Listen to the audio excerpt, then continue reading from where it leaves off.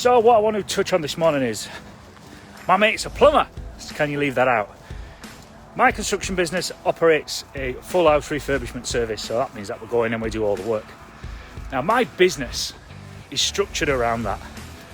It's structured around, it's structured around a period of time, and it's structured around delivering the whole thing within a period of time, and my profits are also geared around that. And my construction business obviously profits from each elemental piece of work that we contract out. And that's how I operate. That's how most contracting firms operate. So we get, say, an inquiry coming off a guy that wants a full house refurbishment, but his mate's a plumber, so he wants me to leave the plumbing out. And I've said, no, I'm not going to do that. So he kicks off with, oh, you're going to rip me off on the plumbing. No, mate, it's just that we need to be doing the whole thing. I need to be in control of the whole project so I can ensure that it's delivered in a timely manner, and it's going to be delivered within a programmed period, and therefore I know what my profit is up front. And that piece of work is an elemental piece of work that forms a part of the project in which I'll base my price upon. Yeah, but my mate's a plumber, so why can't he just do the plumbing and you knock out the plumbing? I said, well, it doesn't work like that, mate, because if that plumbing contractor or your mate, it sounds like he's going to be doing this evening and weekends. Well, yeah, he is, yeah, he'll do it between his day job. Well, that's going to hold up my program. It's going to hold up my ability to diligently progress with the works, and therefore it will take the project longer. And if the project takes longer, my price goes up. Well, how does it? Well, it does because time's my biggest cost on a project. The longer a project goes on for me, the more money it's going to cost me as a construction business owner. 10% contingency on a full refurb is not a fucking lot. So let me put this into an example, a worked example. If I said, okay, what is that contingency for? And someone says, oh, well, it's in case I need a new roof, or it's in case the floor's fucked, or whatever that is. So your contingency number should be relative to the risk, not a percentage of the revenue. Let's use the example of a 10k refurb, or we could even better and use the Instagram 5k refurb that people seem to be able to deliver on a weekly basis. Let's use the 10k refurb. So we've got a 10k refurb and we say, we'll apply a 10% contingency to that. So we're saying that there's a 10k spend and I've got £1,000 in my house pocket just in case something. So just in case there's a roof, just in case the floor's fucked, whatever that is. Now that £1,000 isn't going to buy you either of those things. So there's no point in it being there in the first place. What you must do is ensure that you don't miss anything. Let's not miss anything. So if we're saying that contingency is in case the roof's fucked, find out if the roof's fucked. If we're saying it's in case the floor's fucked, then find out if the floor's fucked. What we're saying when we're building a contingency is that we've missed something. Because there's not that many things that you can truly miss on a two-down refurb. Not really. Some things could transpire, not transpire, but change from when you buy it. But most of the things other than floor joists is the things that you've missed rather than something that you need to keep money in your ass pocket for. Now, I'm not saying don't keep money in your ass pocket. Do keep, have that fund to go to if required, but the thing with putting a percentage contingency to your revenue, to your spend, the two things, they've got nothing to do with each other. The other reason why I say don't use one is because you could be discounting deals that may well be deals because you've put a contingency on. So let's go to the other end of the spectrum, the other end of the refurb spend. We're doing one right now that's £72,000. Now, if he applied a 10% contingency or worse to that, it would have meant his spend would have been over 80 grand. Now, that might then mean that his deal no longer stacks and he's ignored it because he's built in a contingency that wasn't required. This guy, we're nearly at the end now, and the guy hasn't used any extra money because he captured everything and we've delivered everything. Now that's where the skill is. The skill comes in making sure that you get everything in the first place. And these contingency items, missed items is what they are, don't transpire. For someone to say, oh, well, I needed a contingency to find out because I found out it needed a rewire or I found out it needed a new central heating system, you didn't find that stuff out. You missed it in the first place. If you're using contingency, it needs to be relative to the risk, the thing that you can't find out about, like no access to a roof, or maybe the floor feels a little bit spongy. Maybe you put an allowance in for something that could transpire. I had an inquiry came in yesterday. What was this? An inquiry came in yesterday for refurbishment. We asked for the specification. What is it that you're doing with the property? And the guy had no idea of the spec, and asked us to write it for him. That is a service that we do, and it is a service that we provide, although you have to pay for it. But here's the thing with that: I would never, ever, ever ask my builder to do the spec for me, unless he's fully informed and fully advised of what it is that I intend to do with it, so he knows what my exit is. Just to give a quick example of how that can go wrong. So you might have an expectation of what's going to happen to the property. For example, all the ceilings to be skimmed if they're Artex. But the builder wants to win the project, he wants to win the job, so therefore he may miss that out. He may not have it within his spec.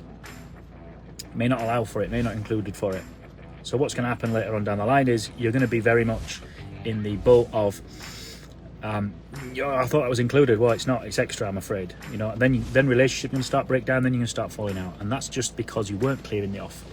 It's a little bit like if Mrs. T wants the weekly shop doing down at Tesco or Sainsbury's, wherever it is we're going that week, and they're saying to me, go do the weekly shop with no list, you know, it's unlikely that I'm going to bring back the stuff that she wanted me to bring back, unless she tells me what it is. And I'm to put that in an alignment with her exit. How can I put this? So maybe, let's say that Mrs. T's on a diet, and I come back with a load of crisps and cakes. You know, her spec might have been fruit and veg, and I've brought crisps and cakes back, which wasn't aligned with what she wanted to do with the food, with her exit almost. That might be a really shit analogy, but it worked for me. So I hope it worked for you. Anyhow, getting solution focused when a problem comes is a real skill that you need to develop on your projects. You are going to come across problems. You are going to come across issues. Issues are going to come up.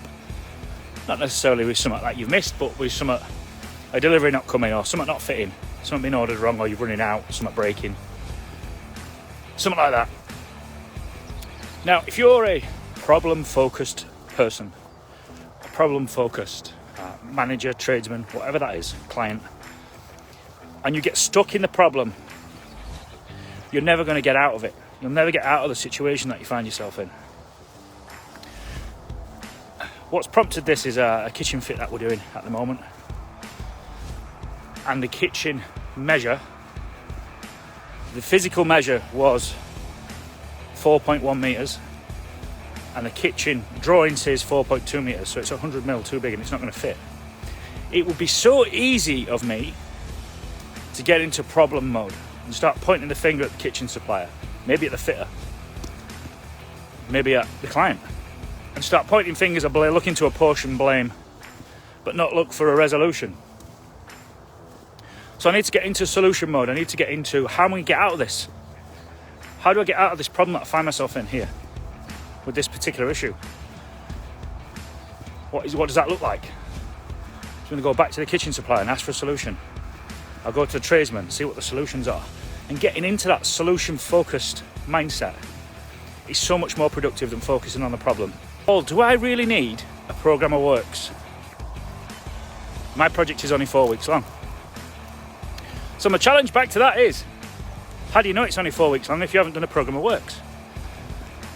And he's gone, well, you know, I've sort of done it in my head and worked it out on some scrap bits of paper that each piece is going to take this long, and that gives me a resulting total program of works period of 4 weeks. Okay, so if you've done the work already, you've done the work in your head, why not just put that on paper? Then you've made that guess, you've made that, what can I call it? You've made that plan that's in your head and just put it on paper.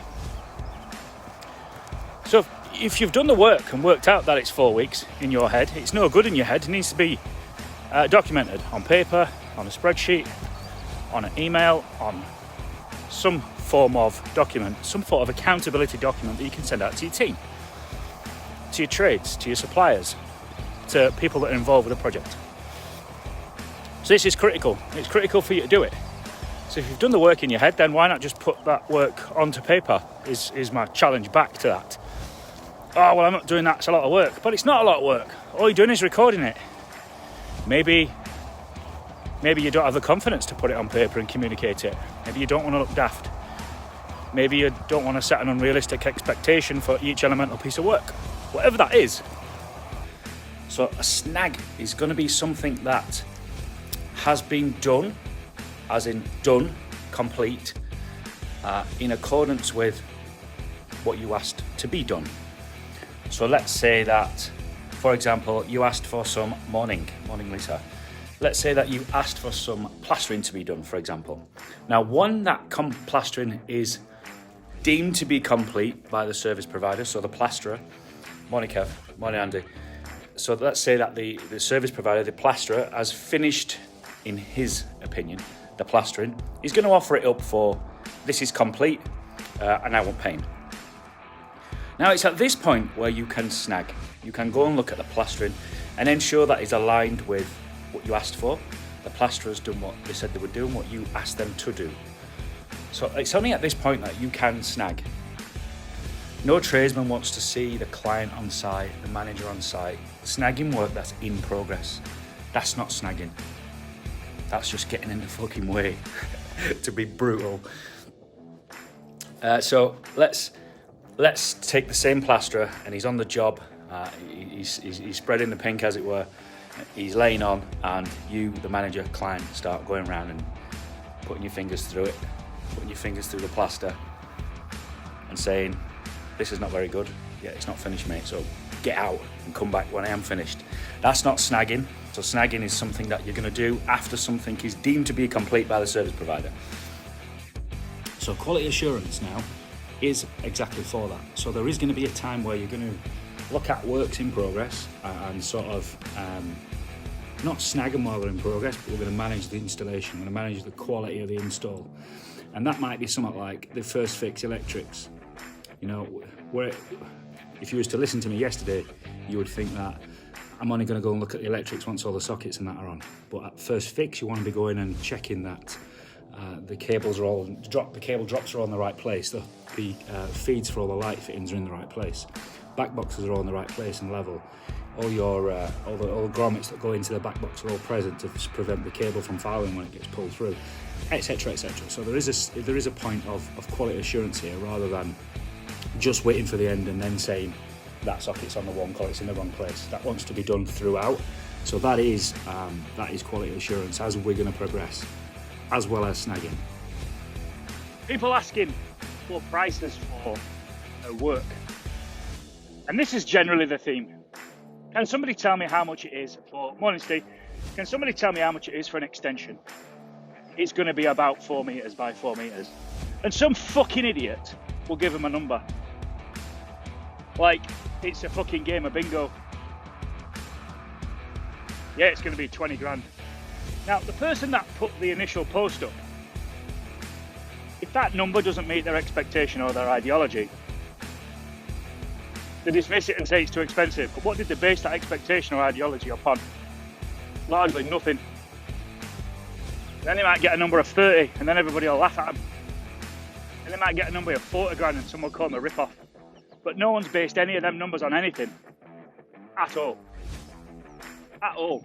So when you're pricing up work, when you're pricing up your extension, refurbishment, fucking new build, whatever it is, kitchen replacement, don't ask on Facebook. That's the people that are going to be doing the work. It isn't a game of bingo. This isn't a guessing game where we're going to guess a number in order to meet an expectation of someone. There's a science to it. There's a science to working it out. We've got to look at labour, materials, plant hire, waste, overheads, profit. All them things all form part of the quotation that your builder's going to put together for you as a client. Can you give me some ballpark prices for, and I think the question was worded, an average spec kitchen, bathroom, rewire, and something else. I think it was plastering. And my answer was no. No, I can't give you that information. And the challenge came back and I was pressed a little. And, you know, what's that, stuck by my guns, that's probably the wrong response. It was the stock answer from me was no, I can't do that. Good morning, darling. I can't do that. I can't give you a ballpark, because what would that actually mean? I want to talk about this morning because it was followed up. It was followed up by another member saying, you know, we need these ballpark numbers, but consider this: if I gave a ballpark number across to somebody, a networking event, loosely like that, no relationship, nothing. I'm just going to give a number. Now, that number's based on absolutely nothing. Morning, Graham. That number's based on nothing at all. It's just a number that doesn't mean anything. And the person receiving the number is either going to accept that number or reject that number. So if they accept that number, that usually means that the game of bingo has been won by that customer, by the particular person receiving the information. And what I mean by that is it's met with their expectation. So they accept that number. But then the reality of that, they then go out to market and can't buy it for that. Then it becomes my fault. It becomes my responsibility. They'll hold me responsible for giving them the wrong number. They may have based a big deal on some ballpark number that they heard on a fucking Facebook webinar. They could also buy it for less. They could buy it for cheaper than the number that I gave over as a ballpark. And if they buy it for less, what does that then say about me? I've given a number that was too high. Does that make me a rip-off? So many things wrong with that whole question. That whole piece around, can you give me a ballpark? A ballpark figure doesn't mean anything at all.